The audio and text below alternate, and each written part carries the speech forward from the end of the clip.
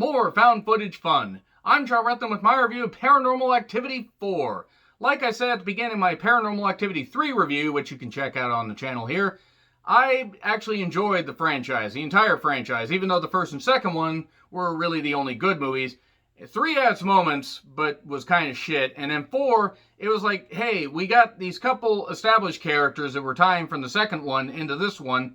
Let's just throw an entire new family there, loosely tie the plot together, and then throw everything in the last 15 minutes. So basically, I just described essentially most of the Paranormal Activity movies, especially the marked ones. Though the marked ones, I do admit, wasn't bad. I think it was supposed to lead to a spin-off series, and it didn't, because it didn't succeed. And then we have the Ghost Dimension, which we shouldn't talk about, because the Ghost Dimension was absolute shit.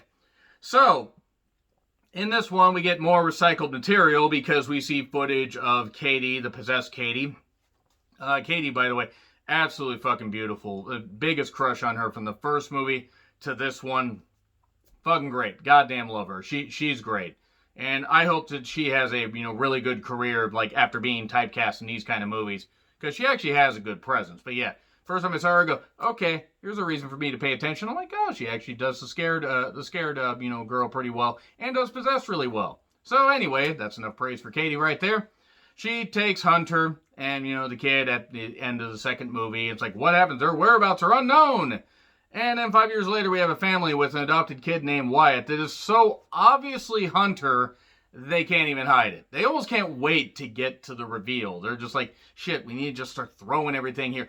I mean, yes, we don't pack any of the action in until the last 15 minutes, but we just have to throw as much shit in as we possibly can.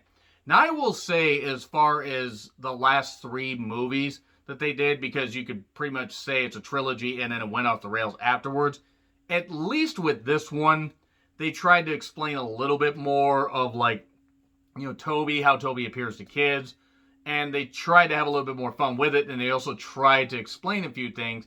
Some of it worked, and then some of it just got word like, well, shit, we need to wrap the movie up here. Just everybody go do this. That's basically how the movie ended. So, there's a strange boy across the street named Robbie, who, he has a mother that suddenly falls ill. We don't see the mother until later, and Robbie comes to live with them, because apparently he has no other family. And this family, very, very nice. Alex is the main character. She's the blonde girl that's in this. She is like, well, it's good to take care of a kid, but, since the mother, we don't even know him. We don't know if the mother's sick. What the fuck? We're just going to do this? She's like, I don't know. We just got to do it. Just assuming that the kid's okay. There's nothing going on with the kid at all. And he's got a bunch of weird stuff in there. He's even got like a 100-year-old teddy bear or stuffed animal, a fork that can tell the future. He's a very strange kid. He's also basically a conduit in a way to get Wyatt to realize he's Hunter, and for Toby to take possession of Hunter, because that's how these things are working.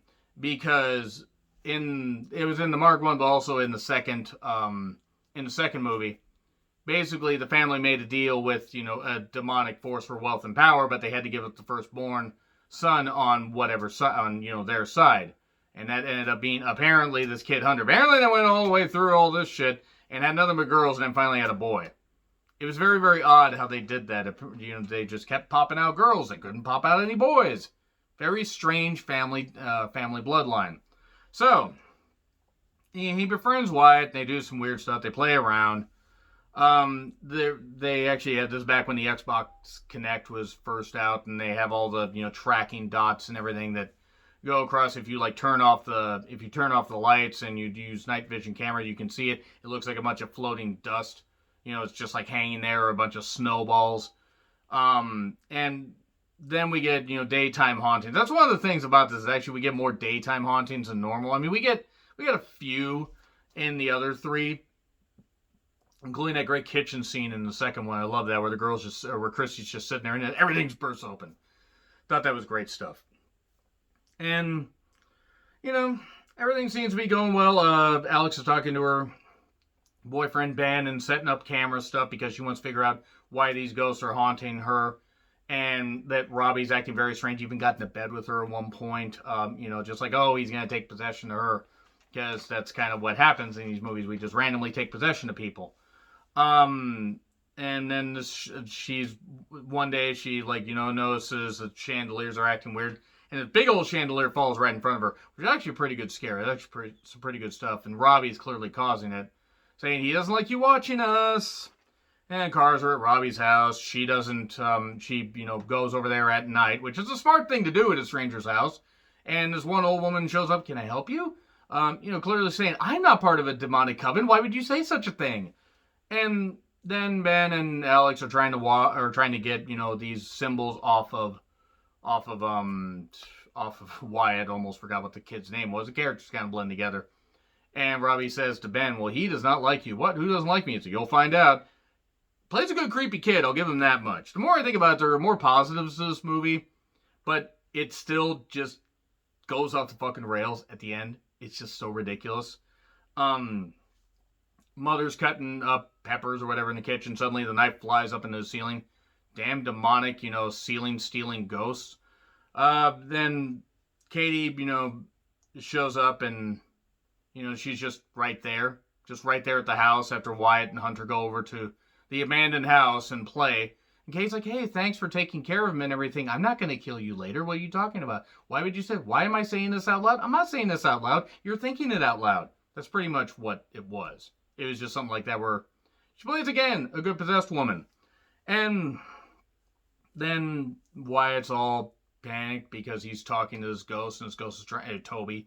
My name's not Hunter. My name's not Hunter. One cool moment earlier with the Connect scene was the fact that they showed, character Robbie talking to a ghost, and it was, Toby as a child just nodding and everything. So that was kind of a cool moment.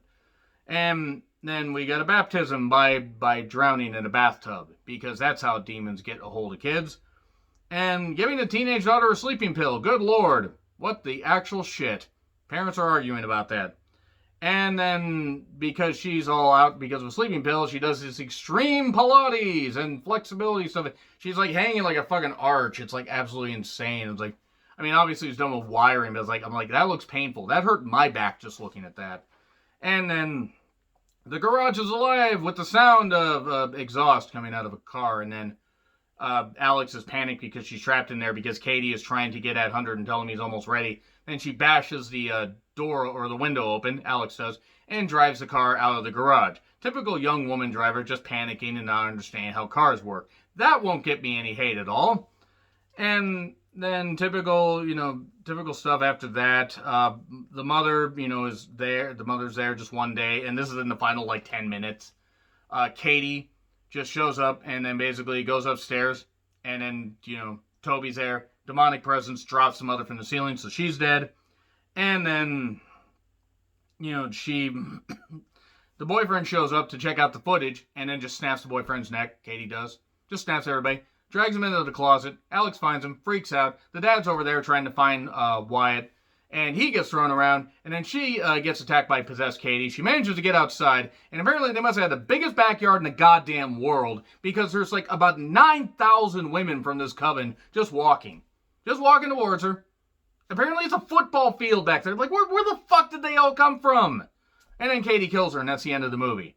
The thing is, it goes off the rails at the end. There's actually some decent setup. But they were like, shit, we did so much setup, and we don't have enough time. We only have this much time to film. Fuck. Throw everything in the last minute. Anyway, agree, disagree with what I said? Like, share, subscribe, Twitter handle in the description. I'm John Retlin. I'll see you soon.